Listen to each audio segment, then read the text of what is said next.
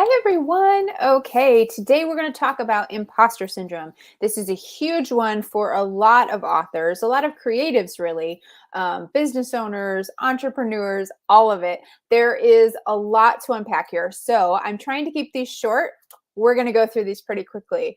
Basically, imposter syndrome is when you are trying something new and you feel like you are not entitled to do that thing. You are not entitled to claim the title. You are not entitled to embody that person that you're desiring to become. So for authors, this can really look like you don't feel like you're worthy of being a published author. You don't feel like you're able to write a book. You feel like an imposter when you talk about your books because it feels like you're not a Stephen King, or you're not a Dan Brown, or you're not a Stephanie Meyer, or you're not a Sarah J. Maas, or fill in the blank. You're not all of these big names. And so you feel like you're an imposter because you don't have all that clout behind you.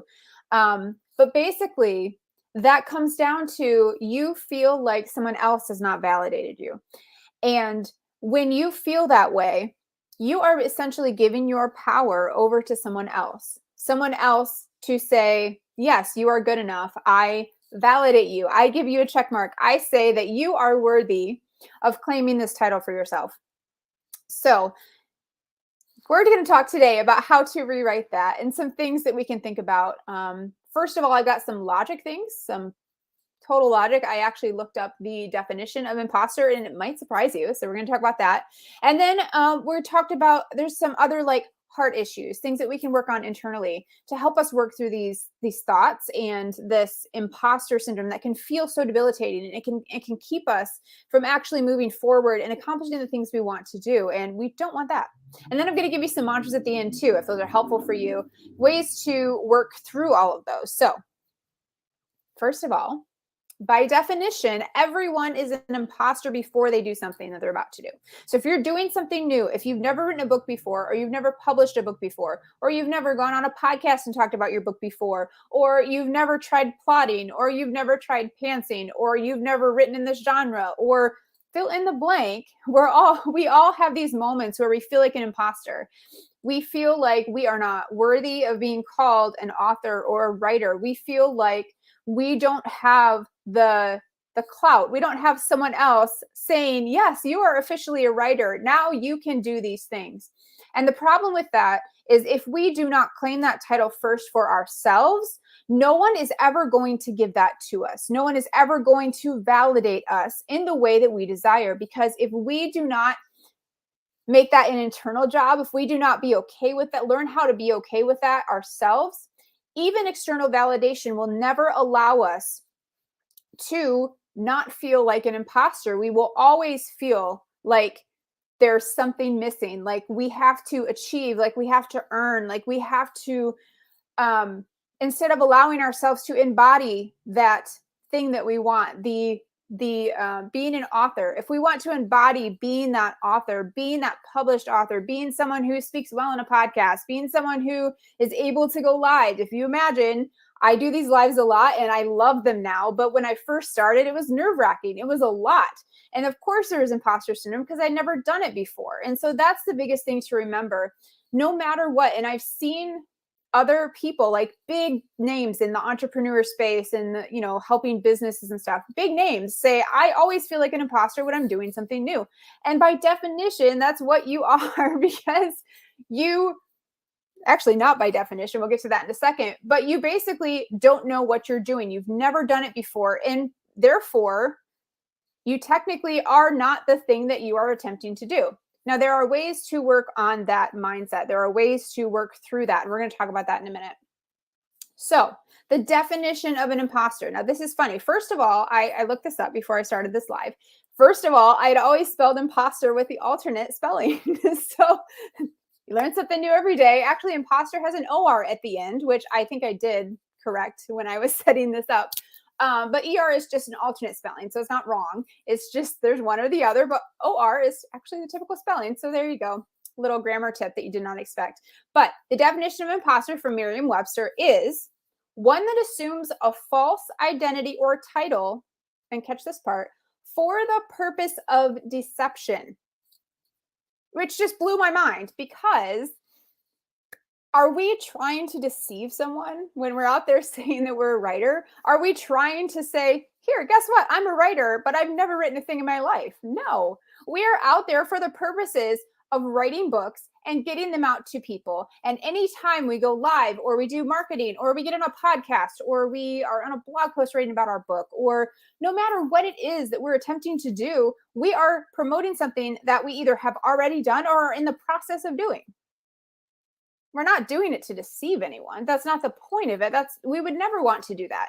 That our purpose, and so our motivation behind wanting to talk about our books and our writing, is to get those stories into other people's hands. Because in my case, it's because I believe I was given these stories to share with other people. It may be a little bit different for you, but whatever your motivation is, you're certainly not setting out to deceive anyone. So just let that title go. Let the imposter thing go. Because if you set out to deceive someone, sure, then you're probably not a very good person. And we that's a whole other issue. When you probably aren't going to like a lot of the things that I say, because we're not coming from that place. We are coming from a place of authenticity and vulnerability and a place of creativity, of pure creativity, and getting those stories out into the world that we were given to tell. So if you are not out there intending to deceive someone, please don't worry about being an imposter. You are not an imposter.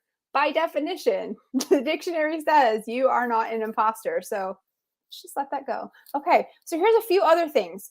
It is okay to fail. Sometimes, as we say, that we feel like an imposter because we're worried about failing.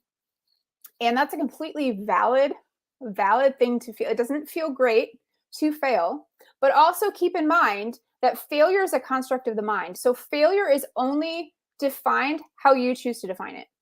So if you define failure as not achieving XYZ, then you're going to identify with that failure.